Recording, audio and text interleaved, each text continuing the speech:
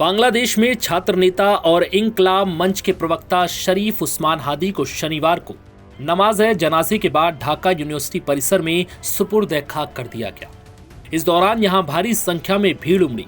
इस जनाजे में अंतरिम सरकार के मुख्य सलाहकार मोहम्मद यूनुस भी पहुंचे थे।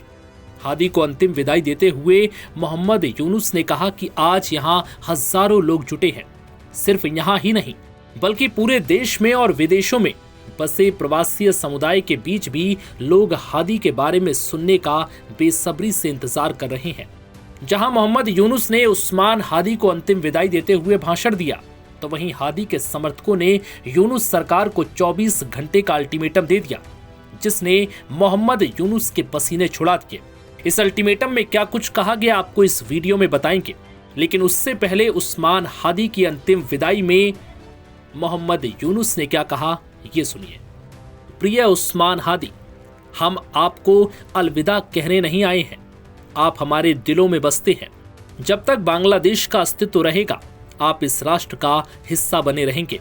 शरीफ उस्मान हादी ने हमें सिखाया है कि विनम्रता के साथ लोगों तक कैसे पहुंचा जाए, बिना किसी को ठेस पहुंचाए अपने विचार कैसे रखे जाए और गरिमा के साथ चुनावी अभियान कैसे चलाया जाए। हम इस सीख को स्वीकार करते हैं और इसे अमल में लाने का संकल्प लेते हैं। हम अपनी राजनीतिक संस्कृति को उस स्तर तक ले जाना चाहते हैं जहां हादी का उदाहरण हमेशा जीवंत बना रहे। हम किसी के सामने नहीं झुकेंगे, दुनिया के सामने सिर ऊंचा रखेंगे। ये जनता से किया आपका वादा था और हम उसे हर हाल में पूरा करेंगे। तो वहीं दूसरी तरफ अब इंकलाब मंच से जुड़े हादी के सहयोगी अब्दुल अल जबेर ने यूनुस सरकार को अल्टीमेटम दे दिया। उन्होंने कहा कि सरकार अगले 24 घंटे में सार्वजनिक रूप से ये स्पष्ट करे कि हादी की हत्या के जिम्मेदार लोग कौन हैं और उन्हें गिरफ्तार करने के लिए क्या क्या कदम उठाए गए। बता दें कि बांग्लादेश की पूर्व प्रधानमंत्री शेख हसीना के विरोध में आंदोलन के दौरान उस्मान हादी ने अहम भूमिका निभाई थी। 32 साल के हादी शेख हसीना विरोधी प्लेटफॉर्म इंकलाब मंच का प्रवक्ता था। अगले साल होने वाले आम चुनाव में ढाका से निर्दलीय उम्मीदवार के तौर पर प्रचार कर रहा था।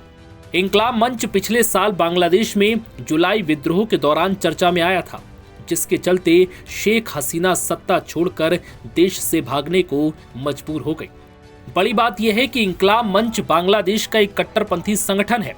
संगठन का मकसद है बांग्लादेश से शेख हसीना की पार्टी आवामी लीग का खात्मा और एक कट्टरपंथी सरकार बनाना।